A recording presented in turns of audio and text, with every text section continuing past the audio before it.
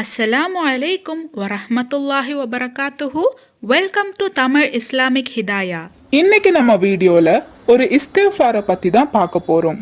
அல்லாஹு தஆலா கிட்ட பாவ மன்னிப்பு கேட்க நபி ஸல்லல்லாஹு அலைஹி வஸல்லம் எத்தனையோ இஸ்திக்ஃபாரை சொல்லி கொடுத்திருக்காங்க. ஆனா இந்த இஸ்திக்ஃபார் ரொம்பவே மகத்துவம் நிறைஞ்சதா இருக்கு.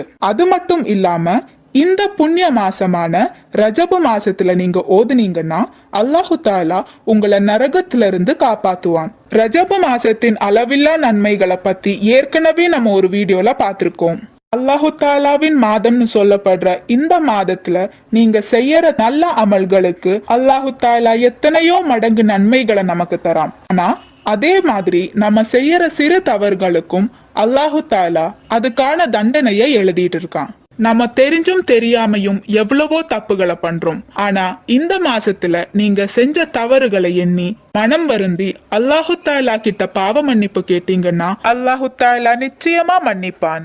வஹாப் இப்னு முனப்பிஹ் ரலியல்லாஹு தஆலா அன்ஹு நுஸ்ஹத்துல் மஜாலிஸ் என்ற புத்தகத்தில் அல்லாஹும்ம அஃபிர்லி வர்ஹம்னி வத்துப அலையா, அல்லாஹும்ம அஃபிர்லி வர்ஹம்னி வத்துப அலையா என்று காலை 70 முறையும் மாலை 70 முறையும் தொடர்ந்து ஓதி வருகிறாரோ அவர்களின் தோலை நரகம் தீண்டாது என்று நபி ஸல்லல்லாஹு அலைஹி வஸல்லம் கூறியதாக ரிப்போர்ட் செய்கிறார்கள்.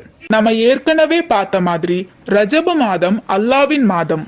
அதனால அல்லாஹு தஆலாக்கு மிகவும் பிடித்தமான இஸ்திக்ஃபாரை அதிகப்படுத்தலாம். இன்ஷா அல்லாஹ் இந்த இஸ்திக்ஃபாரை காலை 70 முறையும் மாலை 70 முறையும் ஓதி அல்லாஹு தாலா கிட்ட பாவ மன்னிப்பு தேடலாம். இது மட்டும் இல்லாம நம்ம போன வீடியோல பார்த்த துவாவையும் திக்கர்களையும் ஓதலாம். இந்த பதிவுல உங்களுக்கு ஏதாவது சந்தேகம் இருந்துச்சுன்னா கமெண்ட் பண்ணுங்க. நீங்க மரணித்த பிறகும் உங்களுக்கு நன்மை வந்து சேர்ந்து கொண்டே இருக்க இன்ஷா அல்லாஹ் இந்த ஒரு வீடியோவை ஜாரியான சதகாவா நினைச்சு உங்க நண்பர்களுக்கும் ஷேர் பண்ணுங்க. அல்லாஹு தாலா நாம் அனைவரின் வாழ்க்கையிலும் ஹைரும் பர்க்கத்தும் தந்து அருள் புரிவானாக. ஆமீன்.